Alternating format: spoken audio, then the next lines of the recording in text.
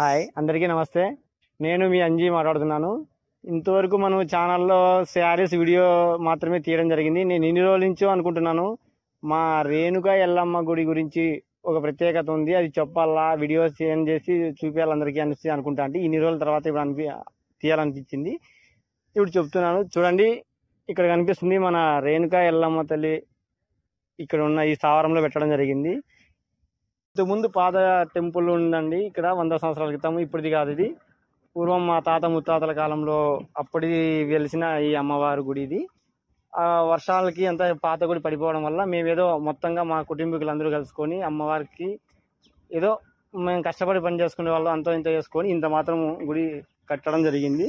తర్వాత ఏదో మా చేతన అయిన సహాయంతో ఏ మాత్రం పైకి లేకుండా తర్వాత మాకు ఆదుకునే వాళ్ళు ఎవరూ లేకుండా అయిపోయి 2022 సంవత్సరంలో ఫిబ్రవరి ఆ టైంలో ఈ గుడి పాత గుడి తీయడం జరిగింది.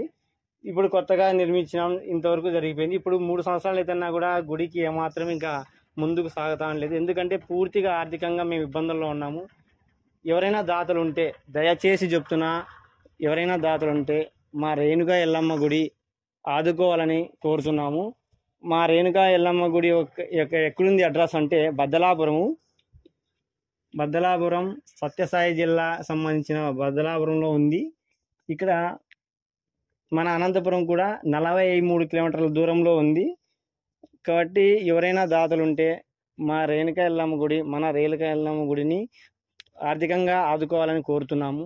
ఈ వీడియోని ఇంకా రాజకీయ నాయకులకు కూడా తెలియజేస్తే ప్రభుత్వం కూడా ఆదుకోవాలి. ఎందుకంటే ఇది ఇప్పటి వరకు మా చేతనైన సహాయంతో ఇంత మాత్రం మొదలు పెట్టుకోవడం జరిగింది. దీని పూర్తి సహకారాలు పెద్దలు ఎవరన్నా ఆర్థిక సహాయం చేయాలని కోరుతున్నాము. అమ్మవారి గుడికి చందా ఇవ్వాలనుకున్న వారు కూడా పక్కన నెంబర్ కూడా ఇస్తున్నాను. ఈ నెంబర్కి ఫోన్పే ద్వారానే చేయండి.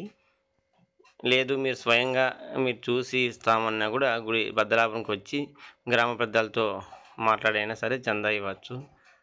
ప్లీజ్ దయచేసి మా గుడికి ఇంతవరకు నిర్మించుకున్నాము, సహాయం చేస్తారని ఆశిస్తున్నాము. ధన్యవాదాలు.